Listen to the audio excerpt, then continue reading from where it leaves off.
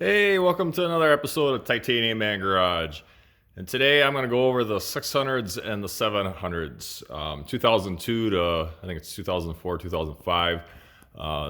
Most of the major issues that they had. I picked one up probably about a week ago.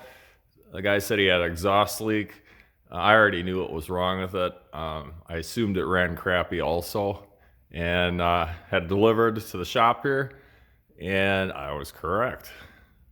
So with the 6 and 700s, they got this big fat dual piston engine in there that likes to shake. And what do you think it shakes? It shakes the carb, it shakes the Y pipe, it shakes the exhaust. So the first thing I did is fire her up, and of course it fired up like crap. And like I said, I already knew what it was. On these 6 and 700s, it's always the Y pipe and the carb boot. So let me show you what I got. So I already took mine off. There's really not a whole lot to it. Take the two springs off, and there's 1, 2, 3, 4 bolts going into the head from the Y pipe. Actually, here's another head I got laying here. You can see the 4 bolts. And this one's actually good, which I'm surprised. But this one wasn't. Look at that. Cracked all there. And tore the carb off, cleaned the carb. Or figured the carb boot was junk. Look at that. So, something's happened here. Why it ran like crap is because it was running lean. Now, if your carb boot is cracked, or your intake boot, you're sucking in air. Too much air, not enough gas.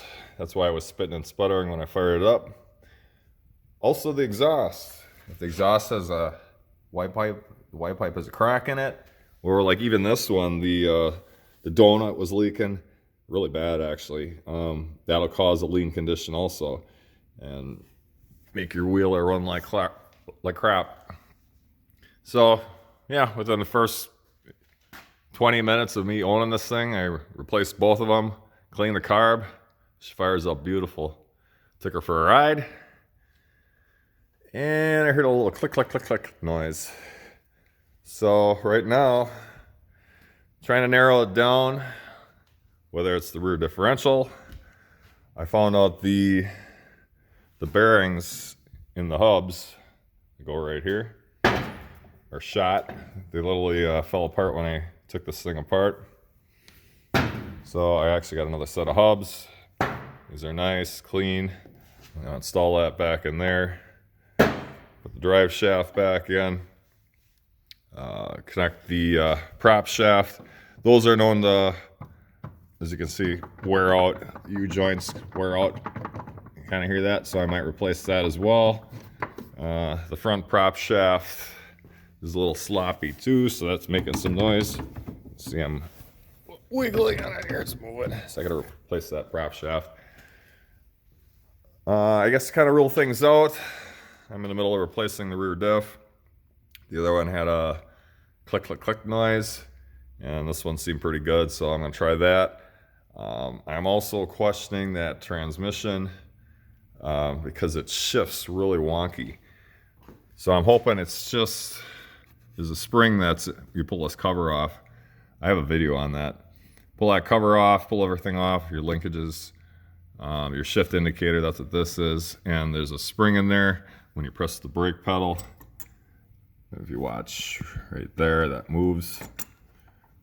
Inside of there, there's a spring, and that pushes up on the lever inside of there. See, right now, I mean, I can just go through the gears like nothing, and it shouldn't do that.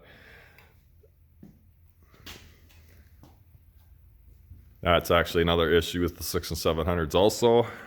It's either the shift indicator or that spring. It also comes with a lovely Ducati ignition, which Polaris got rid of because they're horrible. They fall out. They have aftermarket kits right now that you can buy. I think they're like $300 with the stator. Luckily for me, this one's actually in good shape. Yeah, here's my little overview of the 6 and 700s.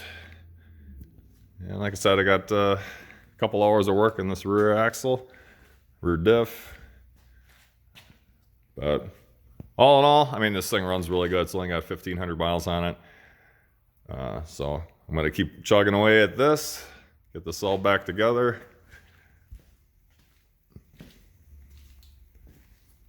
And hope I've cured my problem. So I hope you enjoyed this video. Hit the thumbs up if you liked it.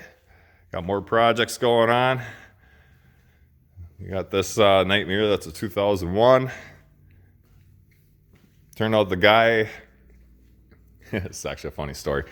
I don't know what happened with the studs coming out of the head for the exhaust. He ended up drilling them out, and he drilled through the water jacket. So when this was purchased, coolant was leaking out of the pipe coming down here. So we replaced the head, got a good head on there. Wiring is a mess, as you can see, so might replace the wiring harness. But yeah, so I got a couple different projects going on. So stay tuned. And like always, till next time.